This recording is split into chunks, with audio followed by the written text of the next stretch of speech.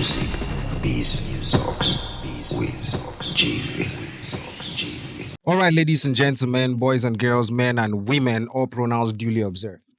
You're welcome to another episode of Music Biz Talks with GV. And you already know I go by the name GVEEH, aka Victor Gveeh. And on today's episode, we have a creative director and digital marketing strategist.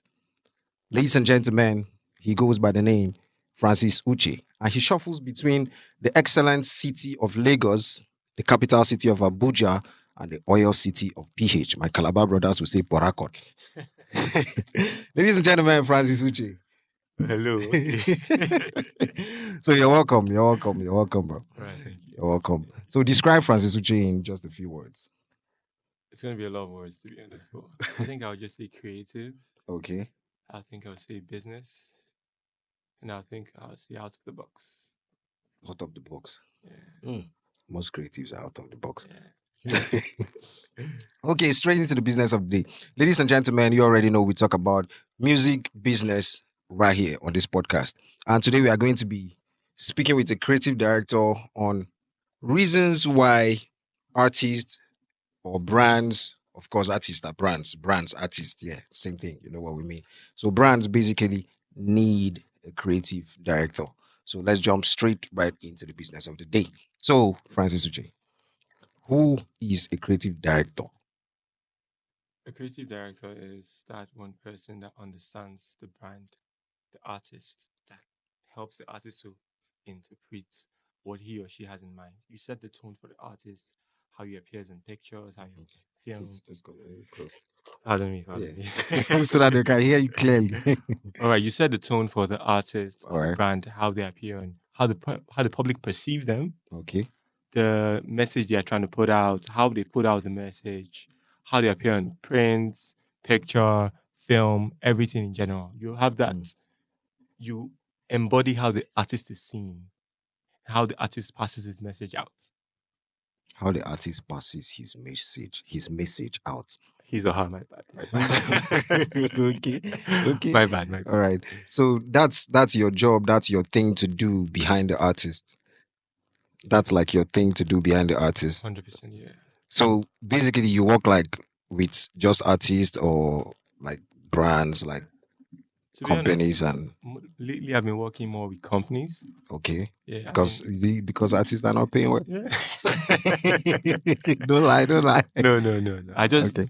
as I said, out of the box. I don't like staying to one thing and just stick into it 100%. I like to try other things, and in that, your experience grows, your knowledge grows, and if you can bring your experience from here and implement it here, Mm. I mean, you see the effects.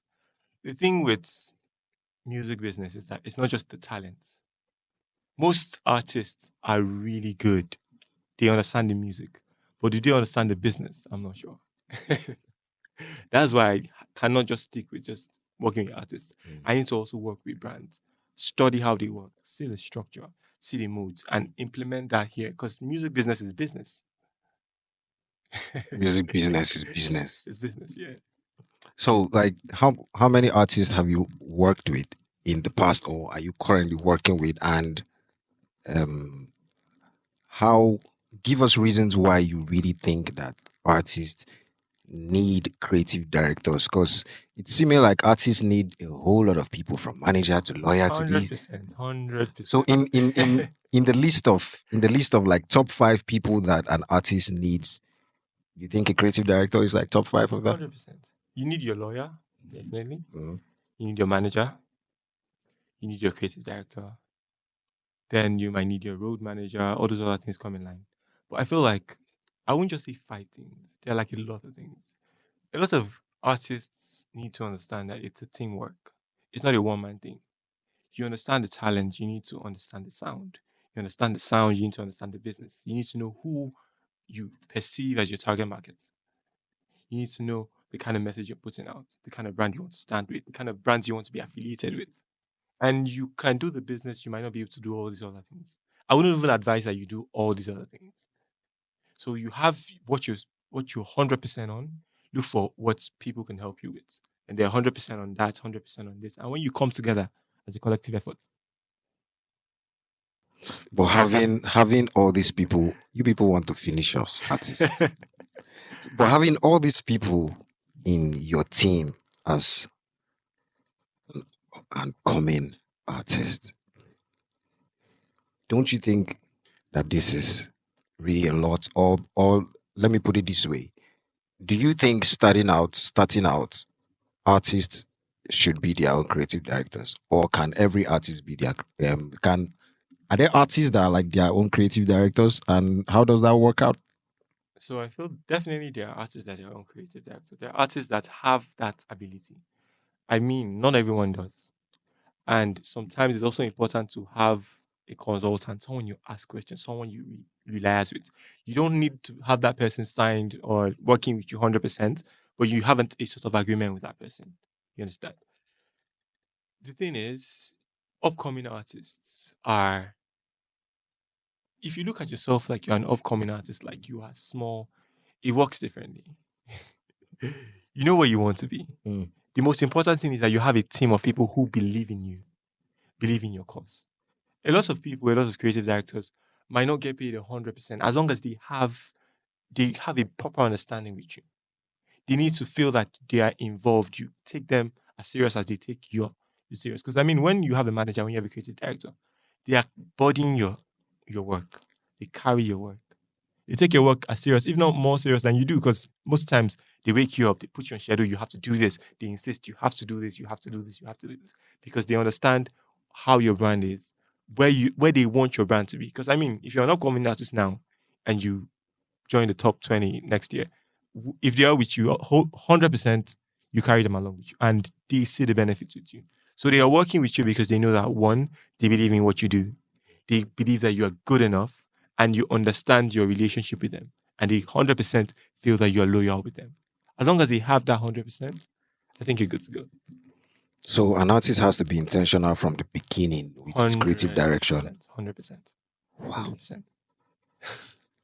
So if you cannot be your own creative director, you should hire one. That would you like you obviously advise that. Or consult one. Consult one. Consultancy seems more expensive than hiring one. It's not actually. I feel Really. like So if I was to consult you as my creative director, as the artist, first thing I want to know is how you see your art. What's I won't say generally, what kind of message are you passing with your music? Are you up for the fun? Do you want to communicate? Do you have a certain target audience you feel you want to communicate more with? You feel you connect with? When music is relatable, it's beautiful. I love dancehall, I love all the but have an idea of who you think you are speaking to. Who are you singing to? what if you haven't discovered who you are Then yet? you take your time and discover. But along the journey, have people that come with you. Have a team. Have a team is very important. Your team can be your friends. I mean, a lot of nowadays we're seeing brothers come along as team members. You can't do it alone. Let's say you have 40,000 followers, I have 5,000 followers. Not all my followers are your followers. You spread your gospel to your followers. I spread your gospel to my followers. And if you have 10 of this, your gospel keeps spreading. And you never know. I mean, Don Jazzy could be on mine, Don Jazzy could be on yours, Don Yeah. Jazzy could be on your brother's. Yeah. You never know how and when who you want to see your market will see it. Because it's a business. So as an artist, if I was to say I finally thought through all my target audience and everything, who are like the top 5 team members that you feel like you can't do without, no matter what you do? Because of course that, and also consider that I'm trying to manage funds. I don't have a budget like Yeah. labels and all of that. I'm trying to just start out. The 5 people that you feel like, at least even if I beg my friends, I beg like 5 friends that would just say, let me just help out. Who are like these 5 people that you feel like, So it all depends. Some artists don't write their lyrics. They might need a scriptwriter. okay, Yes. okay, Some artists might need someone that is very good with sound, a sound engineer. Some artists have this talent. So it all depends on who you're working with. When you're in the same space with the person, you get to understand the person. You now know, okay, you 100% can write your scripts. You understand your sound. Maybe you can just talk to a few people here and there. You can have an AR here and there, but you need a manager. You can't do all the running around yourself. It's best when you have a manager that does the running around, that does the work. In your studio time, you focus on yourself, your talent, your music. Let other people do their work. So Okay, you so need first the a manager. manager, 100%. You need a script writer, a sound producer. Depends on how talented you are. Okay, You need a lawyer.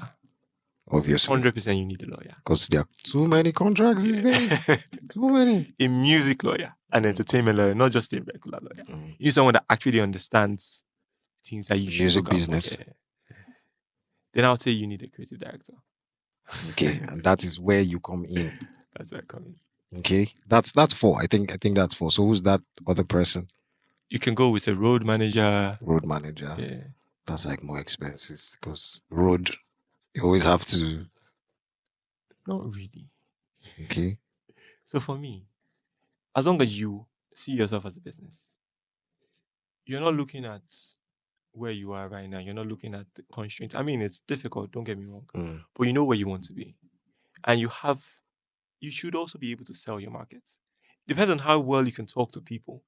If they see the confidence in you, they see that talent, they see that you are taking your shit very serious. A lot of people will take you more serious. It's the reason why on social media people say you should put out your work, sell your work. If you are the first, you should be your first believer. You should believe in your work the most. You should sell your work. I mean, I see nowadays a lot of artists is doing it, and it gives me joy because you can't sit down and you're saying, "Oh, you have to post by 6 p.m. You have to post by 6:30 p.m." That's not how it works.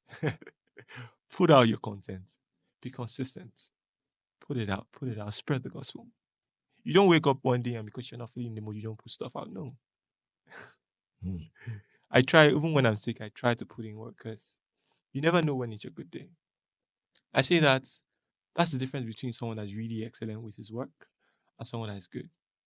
There are 5,000 people that are really good. What differentiates you from that 5,000 people is the extra work you put in.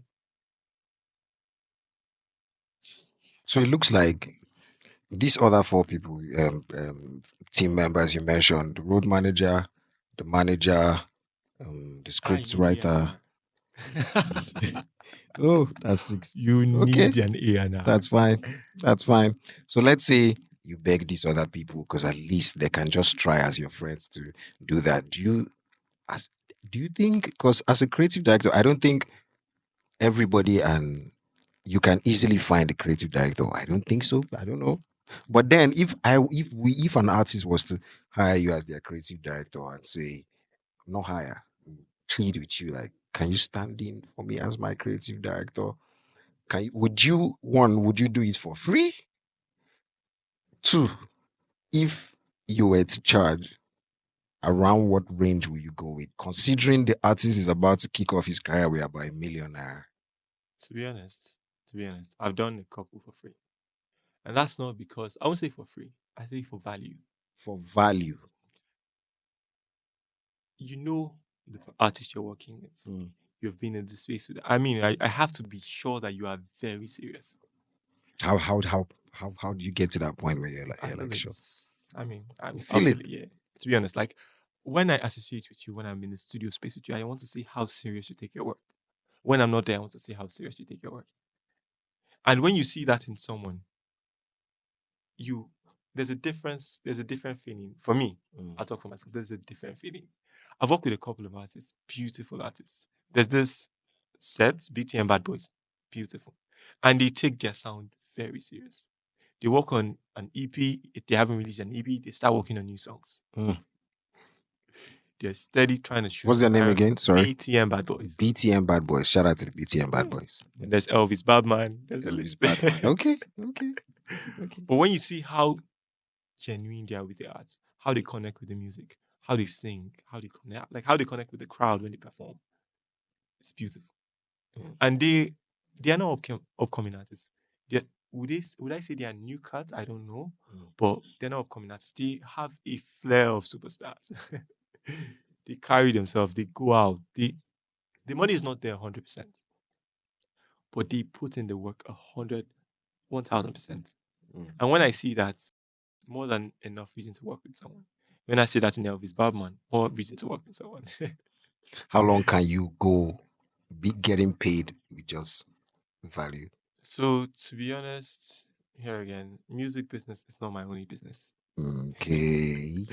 So I have a lot. I mean, in my journey, I've done a lot of things. There's a period I was a photographer, cinematographer, ran a media firm, to an advert firm, then to working with brands. And all of this experience has shaped you as a creative director. 100%, yeah.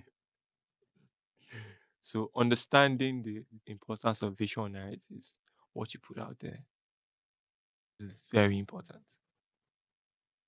Mm.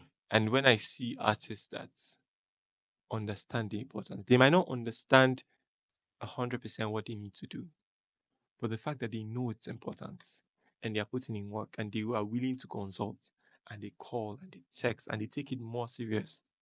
I mean, I take my work serious, but when you see someone that takes their work really serious, you have 1000% to believe in that person. You don't mind getting calls by 12, I mean, midnight, I barely 1, sleep. I 2 barely a.m. sleep, to be honest. Of course, yeah. Almost every I creative barely director. sleep. So Okay. Okay. So as a creative director, how do you draw inspiration? Like how do you draw inspiration for your ideas? I don't know. I feel like I was born a creative and I learned to be a creative. So when I hear your sound, when I talk to you, when I relate with you, I sort of try to connect with your personality and then your personality with your music. And then that for me, I draw a creative direction from there. How do you want people to perceive you? What kind of message are you putting out there? Do you want to be seen as this type of person? Okay, I feel like you connect more with as this type of person. Okay, how about you do this certain type of music? I try to, I mean, there's a lot of A/B testing, there's a lot of testing here and there to see what fits 100%. So it's safe to say the music industry for now is trial and error from the creative direction Yes, it is. It direction is. It director is. It side. is. It is. It is. It is. But why you work with a professional is he's been doing this for years. So he's not starting with you. He's done this for years. So when he's working with your brand, he's doing A/B testing, but not from ground zero.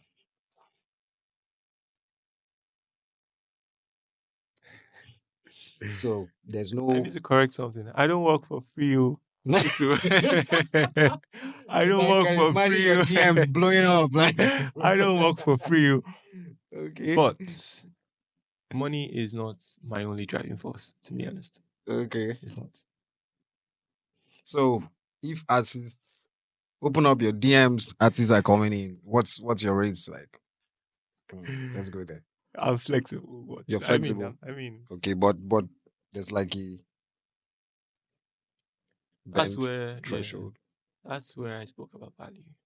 Okay. So I'm talking with the artist. I need to, I mean, if I see that genuine, I mean, a lot of artists lie and all of that, Mm. fine. But if I see that genuine thing in you and we're talking, and then I ask for your budget, I mean, it depends on who I'm talking to, actually, to be honest. But if I see you're an upcoming artist, and I mean, everyone was upcoming at some point in time, I like to still believe that I'm upcoming in my own field because you're never really there. There's 1001% of people that are better than you, whether you like Mm. it or not. Mm. There's a reason why Davido keeps singing and he keeps putting himself out. There's a reason why Wizkid will still put himself in that space. There's a reason why Don Jazzy puts himself. Carries his food like his gala. He's sharing his gospel back to back. He posts on his WhatsApp. He posts on his YouTube. Everything, every day. So for me, I just feel like when I connect with the artist, upcoming, already there, top five, it's a situation of value. What kind of project are we working on? I would say 1 million, 2 million, 500,000. It all depends on the project, the artist, the value I see. And this fee serves for like what's the duration? Like, is it for the It's duration of that project? For example, if the project has to, um, and of course, so a creative director. I think this is where we go to the different types of creative directors. Okay, we are focusing on the music side, but then they're like different projects. I think what I meant to say is like the different projects that an artist has to work on. So, what are like those different? Like, do you have a fee for like different projects, or you just go, okay, I'm your creative director, use me, It all depends, to be honest. So if it's like a project, there's a fee for a like project. an album? Yeah.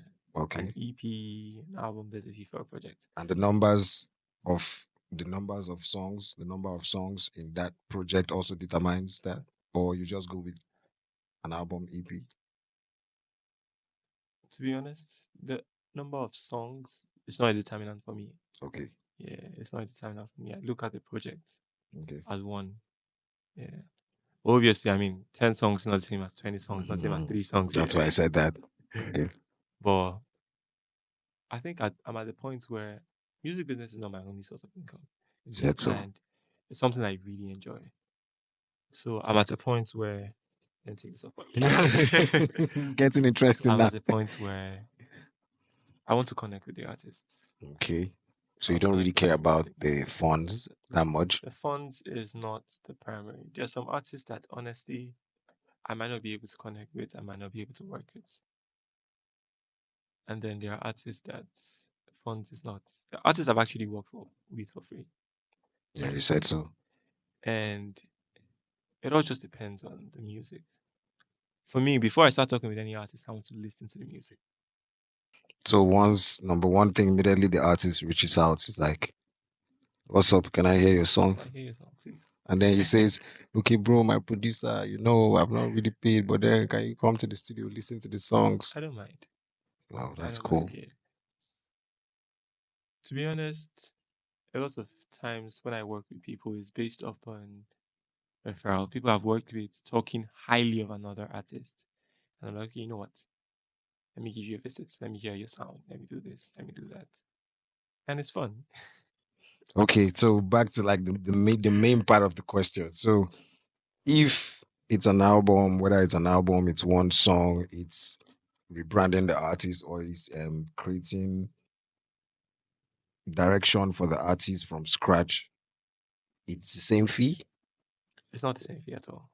Okay, so can we have that breakdown and what the fee is like for each, so that artists can have this at the back of their minds when they are reaching out to creative directors, and not just be like, okay, bro, I want to give you $1 million, come and be my creative director.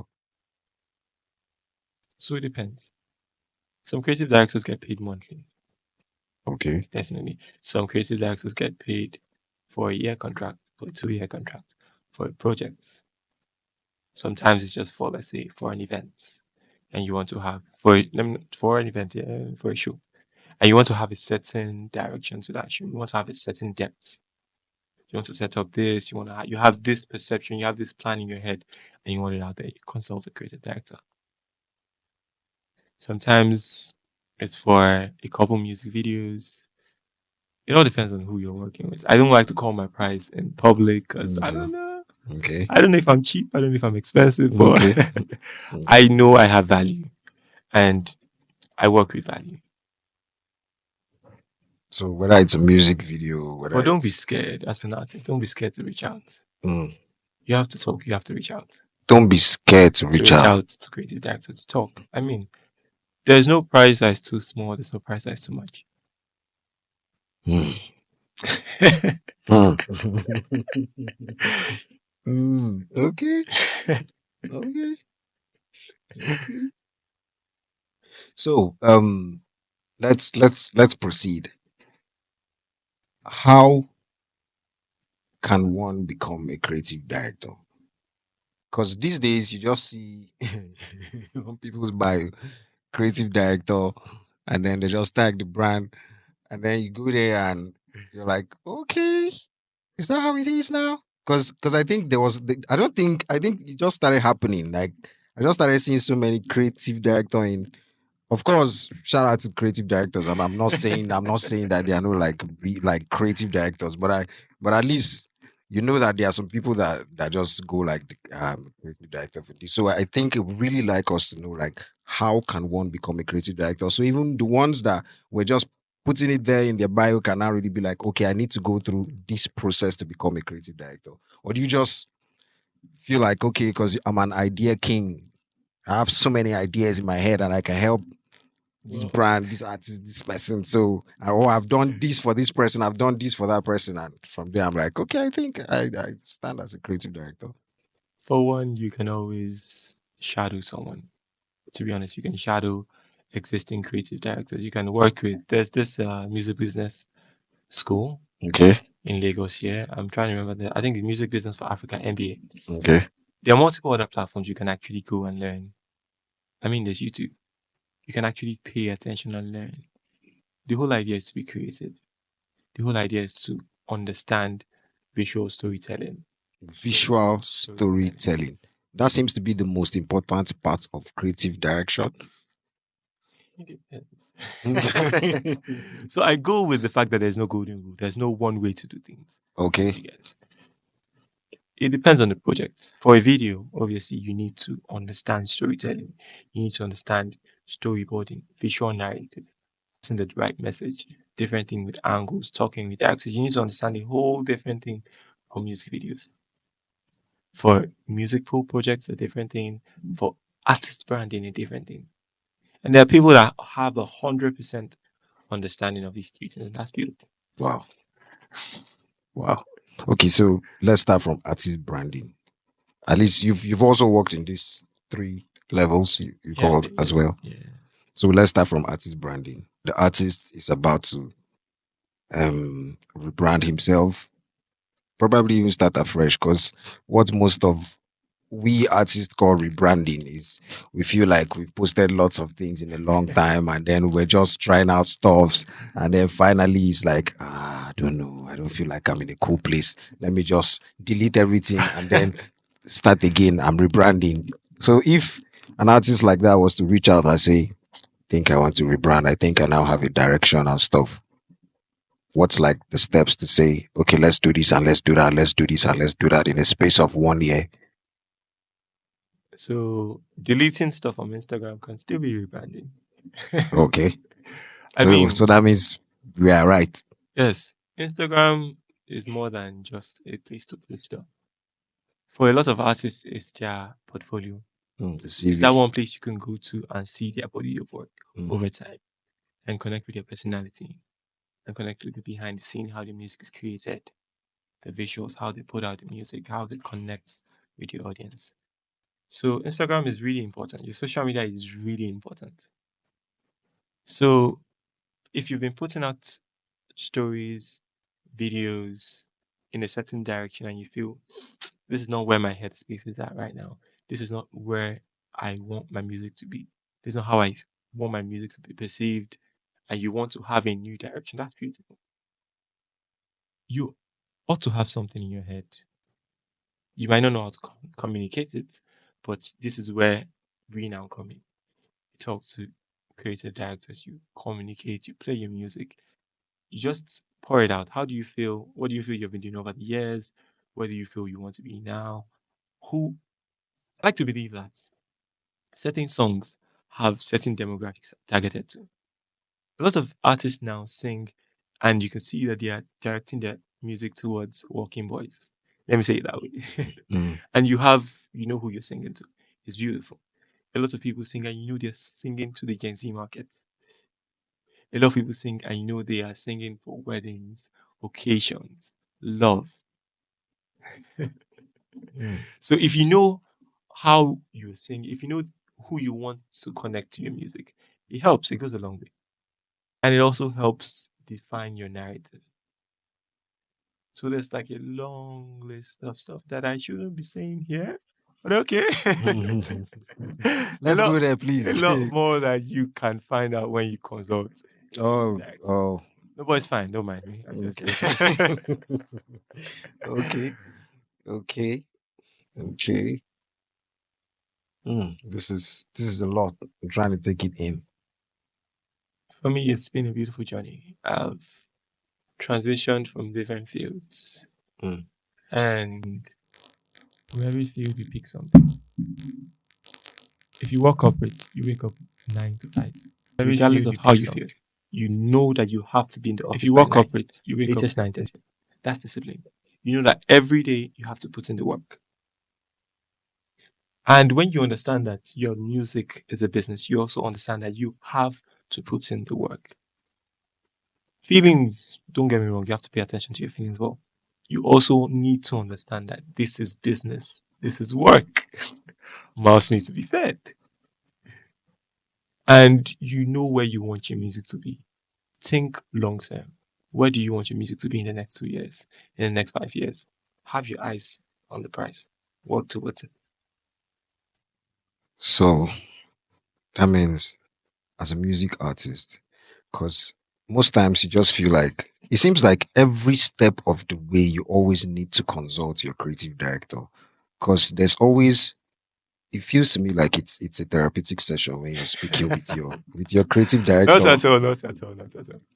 So, Because for you, there's like a lot that you don't know how to just express. But when you speak with your creative director and then he starts saying this, that, it seems like everything just starts getting shape in your head. so you can decide to do it by yourself. You can decide to understand it. You can decide to trust your creative director and follow his direction. You can also decide to bring him into your space so he understands your personality, understands your music, understands your musical personality, the message you're trying to pass, the people you're trying to pass the message to, and then you now draft a proper direction. It all depends on the artist you're working with, label, the type of music, who you're connecting with. But it's not sitting down. I mean, it could be, but it's not always just sitting down, legs crossed, Mm, and then you're talking like you're talking to a therapist. No. okay. Sometimes it's having them in your space, having them where you go to the studio, Mm. they listen, they connect with your music on a different level. You guys talk, you share ideas. I mean, some people share ideas over blunts, over drinks, whatever way works for you. Now, for artists that it seems like last night, I can be recording a song and then it's a sad song or it's a sad day. The next day, you're like, it's a happy day. You make a happy song. The next day, you make a motivational song because you're in the motivational mood because you probably secure the bag somewhere. You get so each of these steps or these feelings that you always have to consult your creative director because it seems like if you have like a 6 months to 1 year draft with your creative director that's giving you creative direction to follow, you cannot digress. You must stay on that path until you achieve, or is it until you achieve, or you just have to go with that path, or you can be flexible to say, Yes, okay, yes, yes. if this So, what if this song now bangs really well and we feel it and we feel like bro, now we can't put out this one. I'm not feeling this way anymore. Should we switch the creative direction? so ideally, it's not cast in stone. It's best when it's flexible. Mm, I say it this way. It's like, let me digress a little bit. all right. It's like when you're given a script. You're not 100% word for word the script. The script is like a skeletal system. It's so you have an idea of the message. I'm talking in big terms, like movie terms, right now, our day and time. So many times you're just given a tiny narrative and then you create the story based on the narrative. So it's not that you must do this, wake up in the morning, do this. No, that's not always the Mm, case. okay. Sometimes it's just a full time narrative, a bigger picture, skeletal work, this narrative. And then sometimes you also need to pay attention to trends. That's why I said you have to be flexible. You have to be on your toe. You have to actually think outside the box. As long as you want to do really well in entertainment, you need to understand that you cannot always be rigid. You need to know to switch. You have to be flexible, to be honest. You can be rigid and it works for you. You can be flexible and it works for you. So I would personally advise that you're flexible. A lot of things change. Music changes. You have to understand your music, understand the people you're connecting with, and understand that things change. It's not the best thing to stay with one sound when you see that times are changing. So I'm not also preaching you should overly commercialize, but you should still understand that times are changing. people that you're talking to are changing. Right now, whether we like to know, the Gen Z are the market. The Gen Zs are the That market. is 100%. And you could still connect with them without being a Gen Z. Okay. You can still connect with them. That's where your creative directors come in. That's where your team comes in. Everything is not just the work of the creative director. Your creative director is not just going to be stone-headed. He's going to listen to your team. He's going to listen to the media, listen to people, pay attention to what other people are doing. Listen, connect it with you as an artist, and make an ideal message that works for you as an artist. So with this picture I'm getting in my head, the creative director is that guy that you just always stay quiet and be watching that your artist. It's like just watch him. And then you probably scrolling your phone, if you just see trends and you're like, how can I help my artist? How can I infuse this into my Yeah. artist and then let him go with the trends? I like to say it depends. Some artists are 100% down with trends. Some artists are not 100% down with trends. If the trend works with your artist's personality and the message you want your artist to pass, please go ahead. If it doesn't, you can still go ahead, and there is no golden rule. Let me say it that way. You need to understand your artist, you need to understand the narrative, you need to understand the audience. And as I said, it's A/B testing. You never know what works until you try. You never know what works Until until you you try. try. You try this, it might work. It doesn't mean that that's the best iteration. You can take it a step further. It's all just, I'm talking digital marketing terms, A/B testing. I was going to go to digital marketing side anyway. I just wanted us to finish from the creative director side. Yeah. So so it seems like record labels are more rigid when it comes to creative direction with their artists than independent artists, because independent artists have the leverage to always make decisions with their creative directors or accept the decisions that their creative directors make, unlike the record labels that just say that just have a meeting, everything always has to be a Okay. meeting of everybody. No, it's important actually that you carry everyone along, to be honest. It's very important.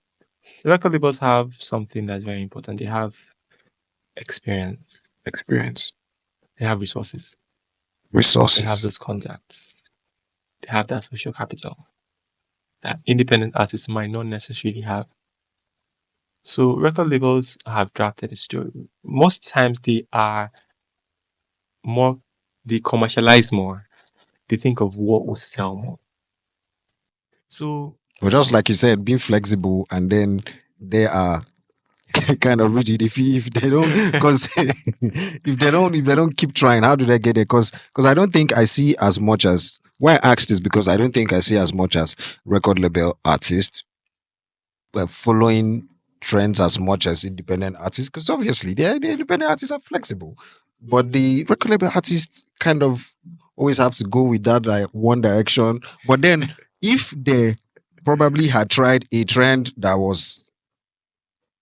if they were like on their own and they had the leverage, they probably just want to try it and then it may probably work for them. I think a lot of record labels are trying trends nowadays, to be honest. Okay. A lot.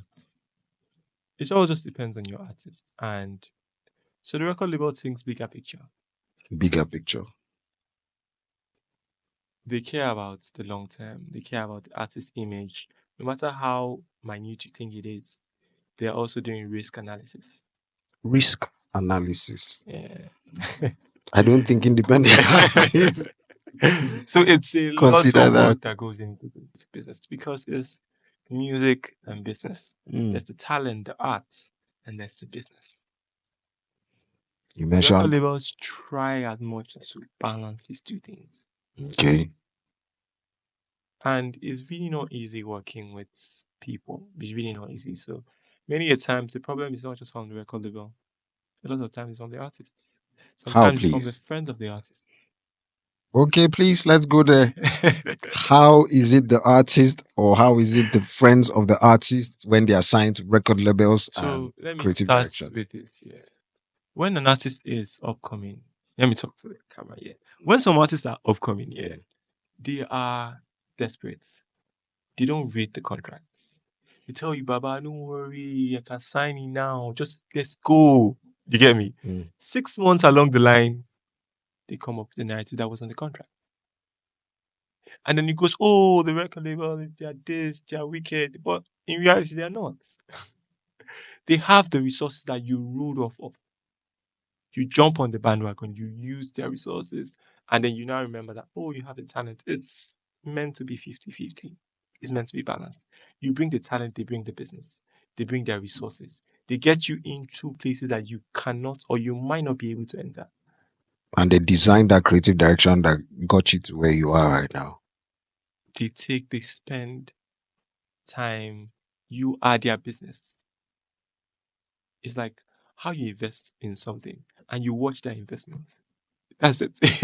You are their business. You are very important to them because you are money. Sort of, yeah, you are money. So many a times, record label is not the problem. Many a times, the artist might be the problem, or the family of the artist that might not understand what's involved. The friend of the artist that might come with a different narrative and feed the artist what he doesn't know.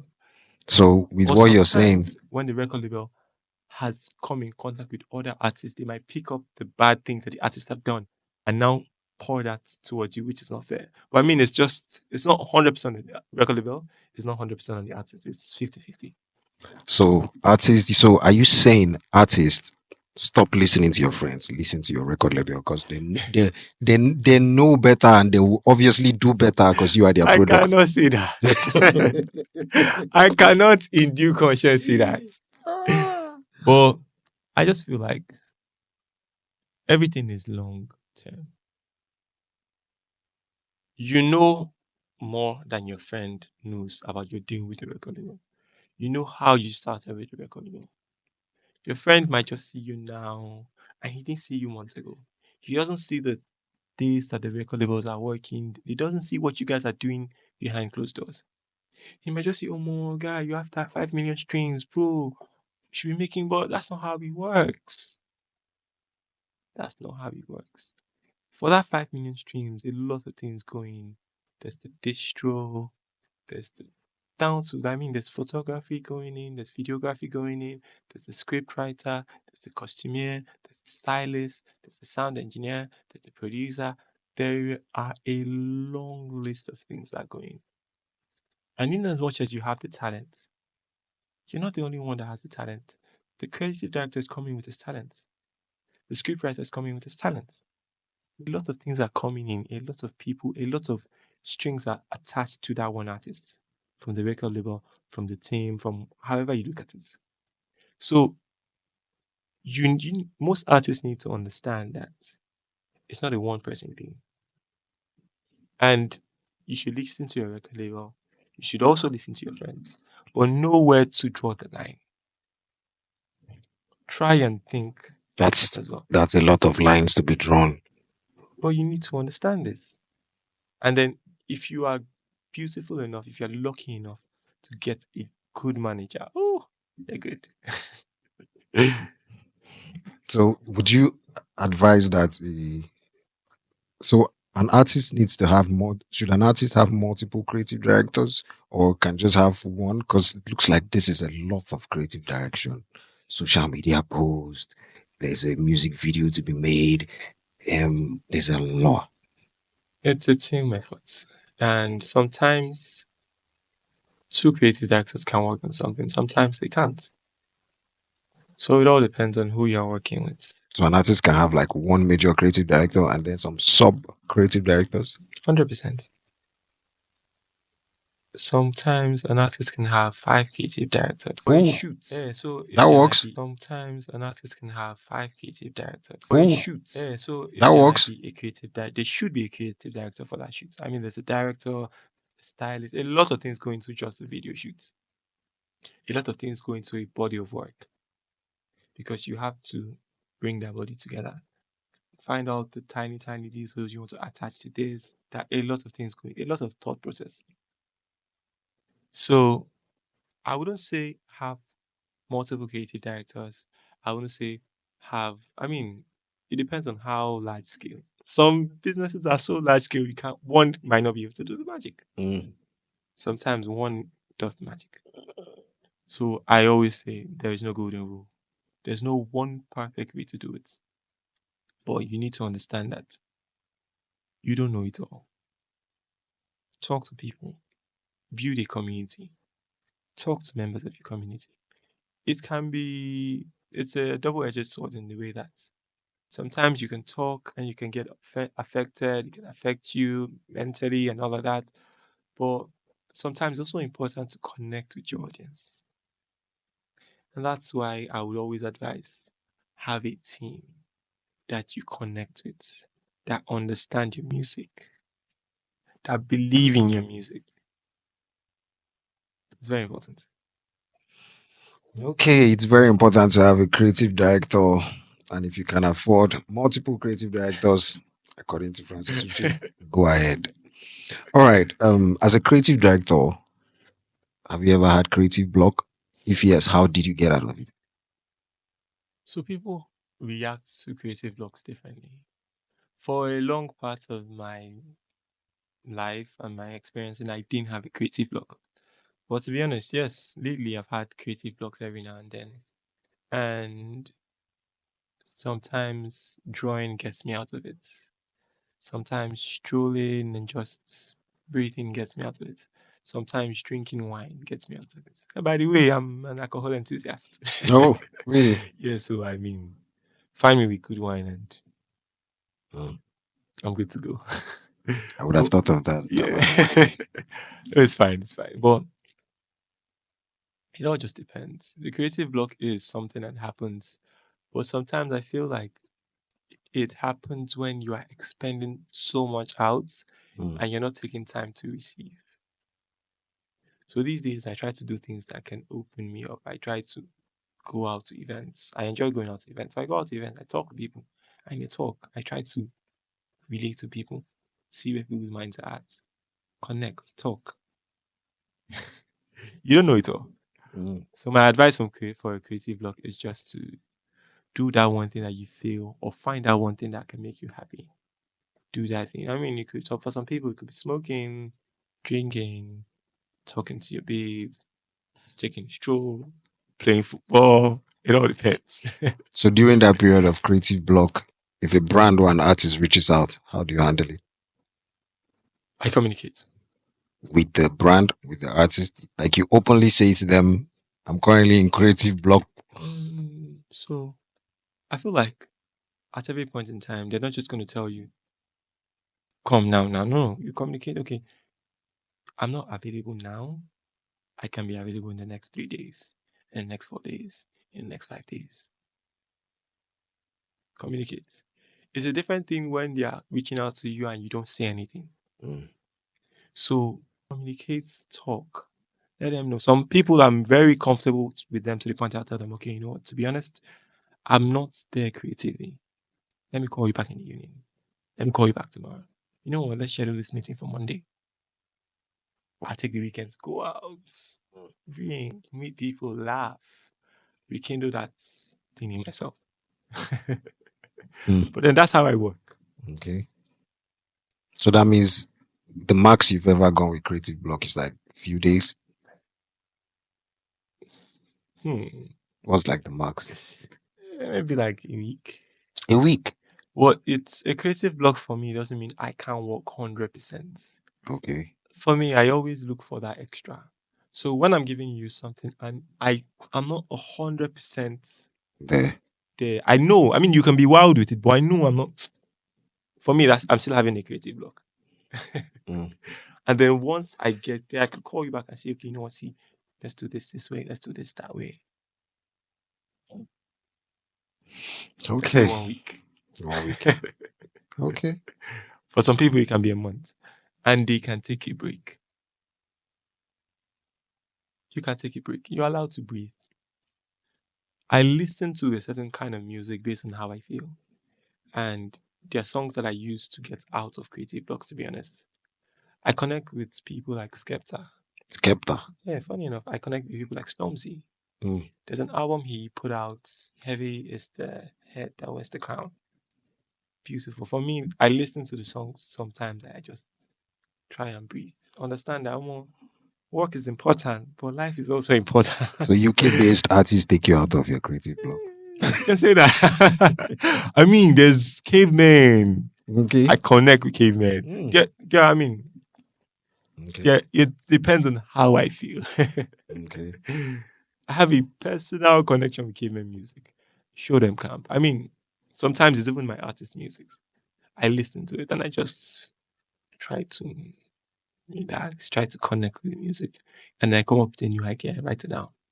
I call them, why don't we do this way? Mm. And I feel like many of them have gotten to trust me. So when I see something, they try not to just, they try to understand the idea behind it and they trust that, okay, you know what? How can we marry these two things if they don't 100% believe in it? If not, okay, let's try it this way. All right. What's the difference between a creative director and an art director?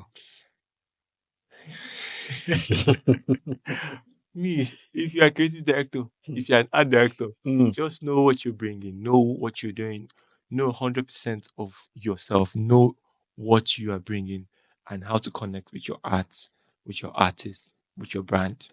That's good. Okay.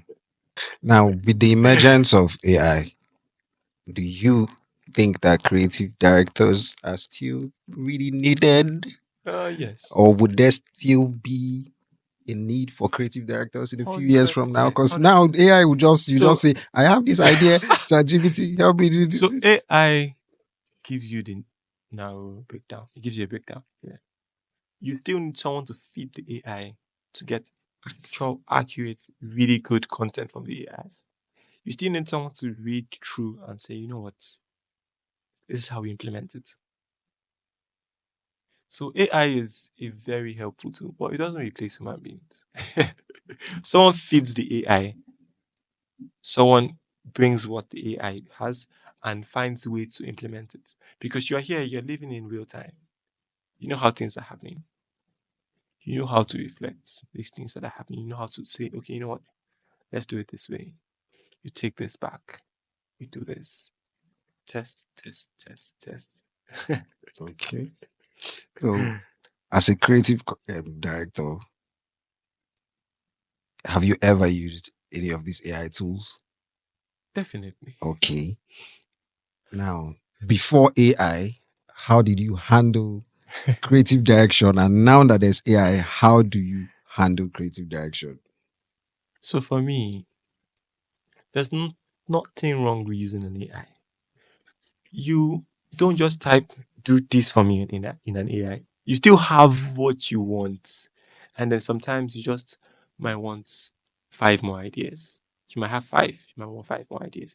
You might feed your AI with this, and AI works a certain way. The AIs I use, I mean, ChatGPT, all of them, they work a certain type of way. You train the AI. The more you feed it, the deeper it can think, the more results it can give you. What a grade one person can put and what a grade five person can put are totally different. There are prompts, there are different prompts, there are different messages to put out. There are different ways you type that it gives you different feedback. And some artists can learn these prompts, they can learn the thought process, they can learn how to feed the AI and get better results. What are your top five tools as a creative director? What are your top five AI tools as a creative director? I'm not sure I'm allowed to share that because you know they're not doing they're not doing promo. Oh, you They're not serious? doing promo.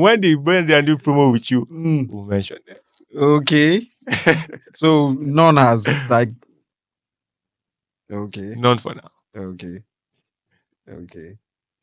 It's all right. Plus, I mean, my creative directors out there still have to eat. Mm. They have to eat. So I'm not allowed to share everything. But don't you think that whether you cast it or not, just like you said, there's YouTube and the rest of them, people will still get to find 100%, out. 100%, 100%, 100%. Don't mind me. I'm Mm. just 100%. Don't So mind. what's that like that one go-to AI tool that you really cannot do without every time an idea comes and you just need to expand on it? I'm not. I use ChatGPT, but Okay. I'm not. I don't rely so much on AI. Right now, I don't. Maybe in the future I might, but I don't 100% rely. I prefer visualizing, writing it down. I can reach out to ChatGPT, but when I feel I might need something, and most of the times, to be honest, I don't, I have never gone 100% with what ChatGPT has given me. Mm-mm. I might just take that 10%. Then I say, oh, this is nice. 20%. This is nice. I never just take 100% what ChatGPT is giving me and no, I don't think that's proper. I feel it's still important that you take from tiny bits. Sometimes in conversing with one person, you might be learning from that person. Sometimes in going out, in traveling, you open your horizon to different things. Sometimes trying a different field opens you up to a totally different experience. I mean, now I'm more corporate, to be honest, and that has opened my mind to a totally different experience and a totally different understanding. There's a reason why it's important that for these corporate firms that have lasted fortune, for these people that have been doing this business and grossing in billions, they know they have a system, procedures, they have a system, they follow through to true. It's never rigid. It's never just do this, do this, do this. But the fact that there's a system, you try to follow the system is beautiful. Trust the process. Put in the work. Trust the process. Trust the Put in the process. work. Did you hear that? Trust the Every process. single Put in the work. artist that has been doing this that you look at now, like, oh, they just came out from nowhere. They did not just come out from nowhere. They have been putting in the work for years. Let me go. Let me just. Ashake has been Dancing. dancing. He has worked with Brother Shaggy as his manager. He has As done his manager. skits. Yes. Oh, never knew that. Yeah, he has done skits. He has done background. But when you see him, one, you just imagine that he came out from nowhere. No, it's taken years of work, back to back work. And then when you have gone through that, it's a ladder. When you've gotten to that point and you have enough content, it just seems like you're just pouring the content out of nowhere. But trust me, it's years of practice and work. How did you evolve from being a creative director to a digital marketing strategist? So I've done, I used to draw and paint, to photography, to artistic photography, to company branding, to creative directing, to digital marketing. Now I'm more of a marketing manager.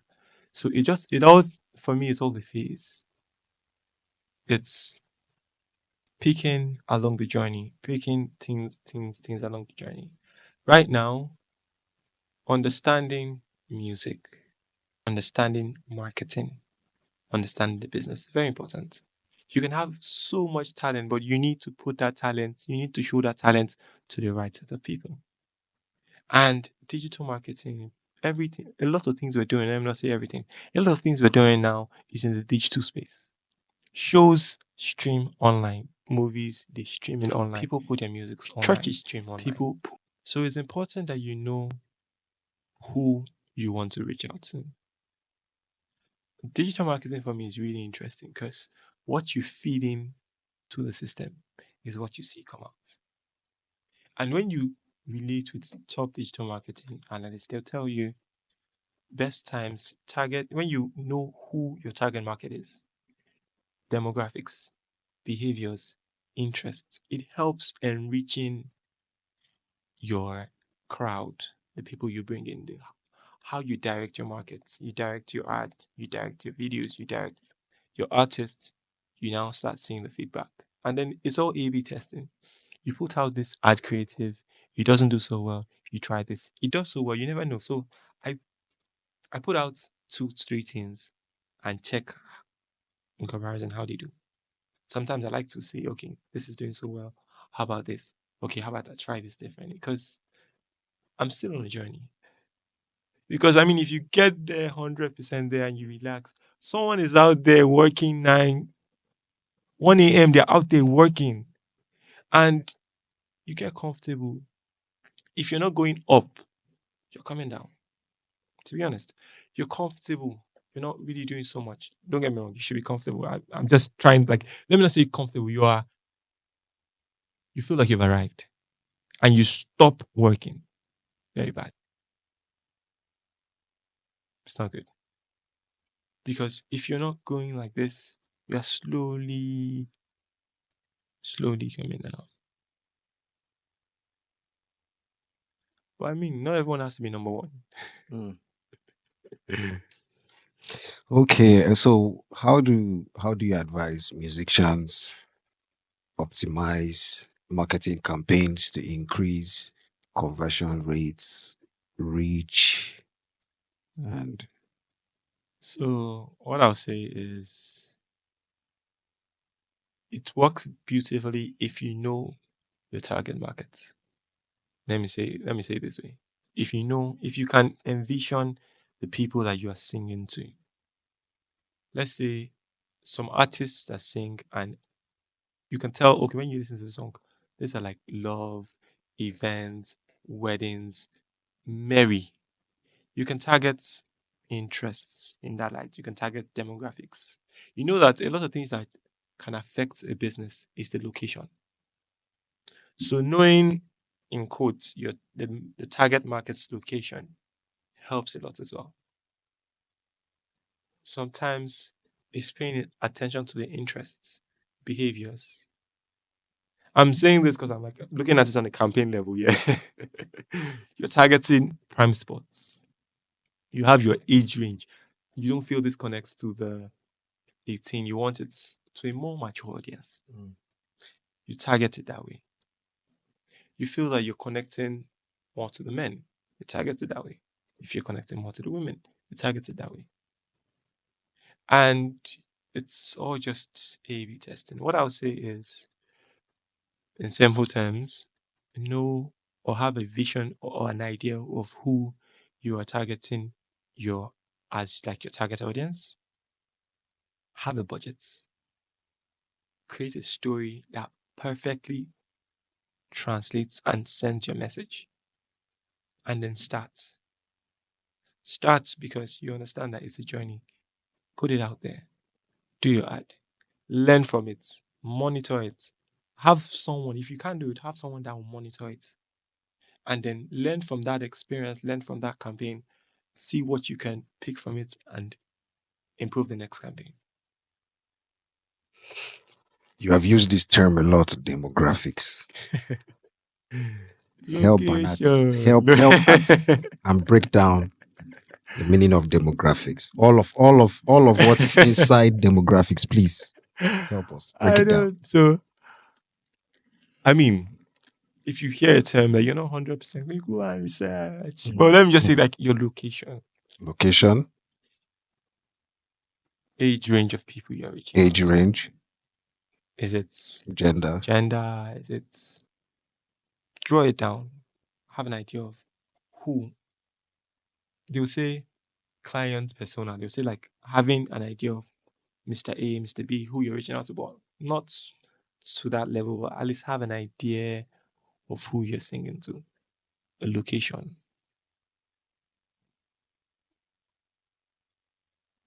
Plus or minus.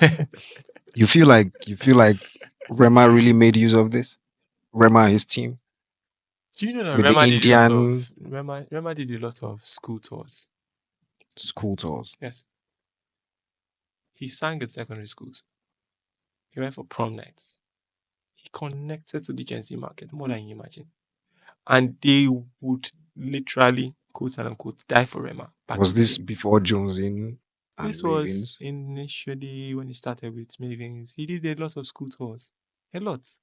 And funny that a lot of people don't really see this because I mean it's the groundwork. People don't really see the struggle. People don't really see when you come up, to be honest. Rema has always been mad talented. Mad talented. So you advise artists, school tours, It start from depends there. very I mean it depends on the demographics. Who do you feel you want If to your reach out to? demographics Yes. falls within Please do school those tours. school tours, Do school tours. Build a community. build a A community. community. It is very important. There are different communities, to be honest. As I said, if you know you're singing to working boys, there's a working boy. Like you, when you put out songs that working boys feel they connect with your song, like yeah, you get me. It's different. I don't want to say certain because I don't. You get me? But you get my point. It's just you understanding that you need to build a community. Now let's go there. 30 How? BG is a community. This is the likes of the. Let's now go to the likes of Davido, Rule Nation is a community. Outsiders, Ruga. and Whiskey FCs. Now helping music artists build a community. If you were to help a music artist build a community, like how would you go through with that process? What would the process be like? It's a long process that I honestly will not just say do this, do this, do this, do this, do this. No. You have to be flexible. I have to first. I mean, it could go from tiny things like responding to comments on Instagram. It can be something as minute as responding to comments, making your audience feel like there are some people that when they respond to your comments, you can start reposting all their videos. Now, this person responded to my comment. You get me? It can be as minute as responding to a comment. Or someone reposts you as, oh, thank you, reposting that again. You get me? It can be as minute as just text. Some people have like broadcasts they send out. Some people have a group chat. Some people have a Telegram group chat. It all depends. Sometimes I get mails where they give you exclusive listing before the song drops. And what that does, it makes you feel like you're part of a community, like you're special. Because now you've heard the song before the general public in quote. I'm just saying it this way. And then you're like, And then the way the emails are drafted is personalized. This is like where record labels have the advantage because they have all these tools. They have email marketing for SendGrid. When you drop your emails, like when you register for an event, they will tell you, oh, this email can be used for newsletters and stuff. They can send you events. They can send you updates on the artist. They can send you, oh, this EP is coming up. I get a lot of Victori's emails and I read it and it's beautiful. And when you see it, that is what they call a community. Tiny, tiny things, but building a community cannot be overemphasized. It's very important.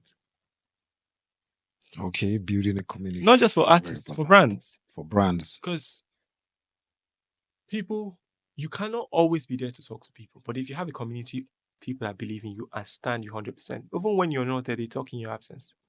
And they talk in your favor because they believe in you as a person or as the member of the community, as the leader of the community. Good. So billionaire Tony Numelu has a community? Are you joking? Of course. A community of people that will come out and you really feel like they'll come out. So Tony Elumelu, if I'm not wrong, has a Tony Elumelu Foundation. Is that not a charity organization? No. So he has people that he has trained. He has people that he has given grants to start businesses. He has workers. He has workers that have family that believe in him. And you can tag that as a community? Somehow, yes. And he does this. He's a philanthropist. From what I see, he goes out, he connects with people. The truth is, he doesn't need to have a social media profile. He's a billionaire. But still, he does. He wants to. He still puts it out there. He's branding himself. Because if you don't brand yourself, another person will brand you. And whatever brand they give you, you go with the narrative. You get me? The point is, community cannot be overemphasized. It cannot be. It's very important. It seems like philanthropism is one of the major ways to give away. So it's like an audience. Nigerians are going through a lot. So giveaway always works. I'm going through a lot too. So I feel like it just makes them feel seen sometimes. If you have a lot of brands do this now. A lot of brands do this. Film House, you do giveaways. They do like most active person in the Instagram, or if you answer trivia, record labels, they do these things because it's important that you sort of reward people. People take times out of their lives to listen to your music, to stream your music. Like it or not, you're doing your music for the people. you're selling your products to the people. So it's still important that you make them feel like they matter. So you say giveaway is one major social media strategy that always works in building a community. Well, it depends. Looks like you're It dodging depends. that. Yeah, it depends. So giveaways are good, but so many artists have gone mainstream without in quote giveaways. It all depends on what narrative. So one thing I've noticed people do now is more of user generated content. They put out something, they have you create your content to that, they relate to your content, the top 10, they repost it. And I'm not meant to give so much detail, but let me just just because. All right. So like that's in that sense, you're getting people that connect to your music or to your product to create content with your product, your music, your sound, and put out there and reach their own audience for a reward. And then you go with the best content, the most liked, the most days, and you put it out on you, and that's still content for you. So they're just this is where your creative director comes in. This is where your manager comes in. This is where your marketing lead comes in. This is where you now need to talk to people, learn, go on YouTube. As an artist, still try and learn, but it's team efforts. Mm. You put in, they put in. Put in there. Yes, now Everybody has to work together. 100%. Brand consistency. It's seeming it's seeming quite expensive for an up and coming artist to be able to consistently keep up with social media. So what are the Why is that? easiest? Why do you feel that way? Let me just finish up so that you now get Okay. me. Why I feel that way is because probably the pressure that artists probably put upon themselves when they see that their counterparts are putting out content that is more, for example, the pressure of I want to look this way, I want to look this way, and I want to keep up with this particular type of look every time I post. You get me? I get you 100%. And then they always feel like I want to be using this type of location. Do you feel like as music artists we just have some unnecessary pressure that we just put As, upon ourselves and just say I want to because this person stayed in a Ferrari you now to want to yeah start all your to money, do cover all your all your money 1 million, you can't use that rent, convey. exactly. And then you feel like they're always staying in like apartments to do their covers and then now you now want to go to a cool hotel. So, as human beings, we generally mount pressure on ourselves. It's not just artists. I feel that's where your team comes in. What you see is not what a third party sees. And that's why you need to have people that care about you, that understand the vision, that have a good narrative, that want you to go far. You need to have them near you. It's important because you'll be in a situation where you cannot see that in quote unquote, you are messing up, but they can see it and they'd advise you. Many times you don't take that advice 100% immediately, but it's there. And you can slowly but surely start to tell that you are no, you are up. Thank you for helping the editor. So the pressure is there, but just try and listen to interviews. Try and listen to people that quote unquote have been there, done that. You see that there's a pattern. They've put in the work, they've gone through this, they've gone through that, all pressured. But you get to understand that people with timing is different. Whatever works for this person will not always work for you. Trust the process and put in the work.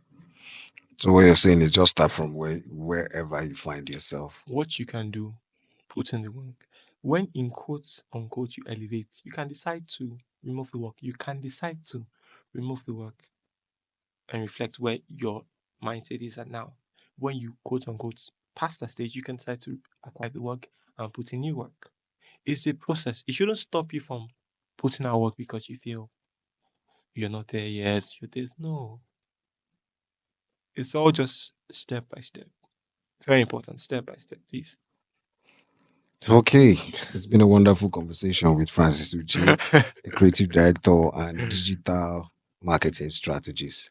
So, your top 5 underground artists and your top 5 mainstream artists. It's not fair for me to call names. It's not fair. It's not fair. Why is it not It's fair? not fair because there are a lot. Nigeria is Let's talented. just leave it 5. Let's just leave it Nigeria 5. is talented. There's a lot. You can shout out to the others after that 5, but let's just have your There's top a 5. lot. That's There's a every lot. day. You can't just like you must listen to them and you're like, Ah, bro, pressure. this person is fine. Pressure. Mm. Pressure. Because I have friends that are more than 5. They are artists that I honestly believe in. Okay. I remember to call this person. I don't call that person. Oh, wrong. Okay, call as much as you can, no problem. But underground artists, I would definitely say Elvis Badman. Elvis Badman. Elvis Badman, yes. I would say BTM Bad Boys. BTM Bad Boys. Yeah. BTM Bad Boys. BTM Bad Boys, yeah. It's a group. Of how many guys? There's Gambi. Okay. There's Cheddar. Yeah. Okay. There's Stays, my bad. There's Stays on my mommy. There's Dolly Pizzo. And Take your time. Take your time. Take your time. Teasy. Okay. Okay. And then now, top 5 mainstream. Can be international, can be anywhere. I really all our artists are not really international, like so Show Them Camp. show them I camp. really like Show Them Camp. I really like Show Them Camp. I like Caveman. Obviously, I like Davido, Burna, Wiz, Rema. Ooh, I like that guy. He's good. He's talented and his work ethics are beautiful. And he's pretty versatile. It's crazy how he goes from people making him about him sounding Indian to setting out Now in he India. he broke through that territory. And he's an Afrobeat artist going to sing in India. Who does that? But it's just crazy that something that in quotes can be tagged as what's the word? Something they're criticizing you for. You can turn it around. Flip it, and make it a selling point. Then there's Ruga. Oh, I like Ruga. I like his project with Benson. Beautiful project. There are lots, to be honest. There are a lot of good artists. There's legendary Sonny. There's Dan Dizzy. There's a lot of talent that people don't know about, but they must know. And they will learn. The hard way. Okay. So you mentioned something that it's really cool to use something that they criticize you for, flip it around, and do very good digital marketing. Yes. Give us one of those practical ones that you've tried with a brand or an artist. I'm not allowed to share, to be honest. Okay. Without What's like one practical one that it doesn't have to be the one you've used, but you feel like you've seen out there and this always works, like this particular one, this type of scenario. you know how sometimes with artists you have like a spoken and unspoken agreement that you cannot just go and make certain statements. You guys. So I don't know if it's fair for me to say this and that, but I mean, look at Rema. I don't have any spoken agreement with Rema. I can say, look at Rema. Okay. Starting from this and going that, look at Ruga. Ruga at some point, from my perception, was sexualized. Really? Yeah, when he went for a show and then they tried grabbing onto Oh, him. and then he turned And it now it's into every Sundays show and now. it's He his brings. thing. Do you get me? That's cool. It's there in broad daylight, but people don't really just pay attention. But it's there. It's trust me, it's there. If you pay attention, you see a pattern. And what they're criticizing you for today, you can always flip it. Look at Ira Star. They were criticizing her for short skirts, but now who cares about that? She's pure talent. And now I learned she's like the number one. She's the number one most streamed artist Spotify. I think she has the highest monthly streams in Africa. Higher than Tyler, higher than Rema. After the last album. Yeah. Shout out to Ira Star. Wow. Shout out to Ira. Wow. Ladies and gentlemen, it's been an intriguing conversation with Francis Uche. I can't even lie. I don't know if you enjoyed yourself because I did. And there's a lot. Of course, I'm also in the learning process. That's So, why we're doing this. So I will still sit down and watch it and relearn and keep watching. And I also advise that you do same. shoot as well. Shoot. Yeah. I would advise that you do same. So whenever you feel like there's something that we said or that he said on the pod, and then you feel like, I think I need to go back, just subscribe. Do you understand? So that it's easy. Turn on post notifications so that it's easy for you. It's important that you subscribe. So that it's easy for you. Okay, Francis Uche, let's have like your last words before because I really appreciate that you made our time for this. Thank you so much for making our time for this. Let's have your last words. Hit the musicians out It shall there. not be my last word in Hit Jesus. them. It The shall last not be my words last on word this in pod, Jesus. on this episode. On this episode. The last words on this episode. Okay. I just feel like you should understand that talent on its own might not be enough. And that's why nowadays we're hearing more of music business. There's music, there's business. And understanding these two things, finding a balance in these two things would help a lot. Businesses, companies have products and they have the marketing. They find a way to balance the marketing and the products. People that focus on production, people that focus on marketing and sales. There's always going to be the talent, the raw material. There's always going to be the business side of it. So just learn, be open to learning, talking to people, connecting. I hope I didn't bore you with a lot of A/B testing, but I just feel like it's important, and big ups to you, to be honest. There needs to be more platforms like this that educate people on important things. Thank you.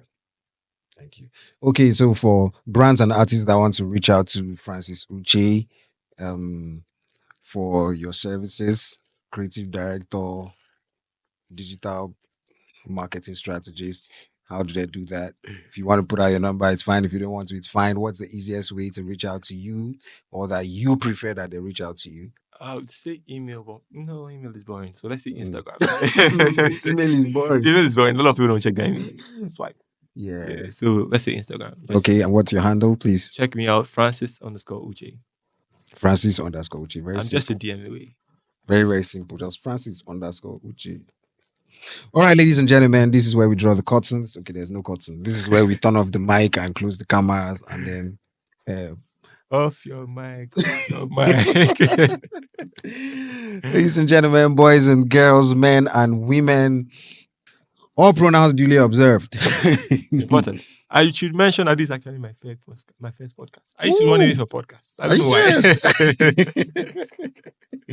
Oh, thank you very much for making it to the pod, and congratulations to MusicBizTalks for having Francis Uche on his first on his first podcast ever. All right, thank you very much. Don't forget, you can watch the full episode on YouTube. You can watch the full episode on YouTube. Yeah. Everything you need, everywhere you need to watch and listen to the podcast it's right here on your screen. It's right here on your screen. Editor, don't forget, put it here. Don't go and put it here. Put it here. Right here. Okay.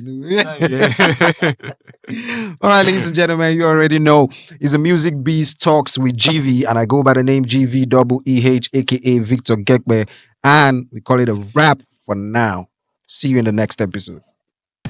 Music, Biz, Talks with Gveeh.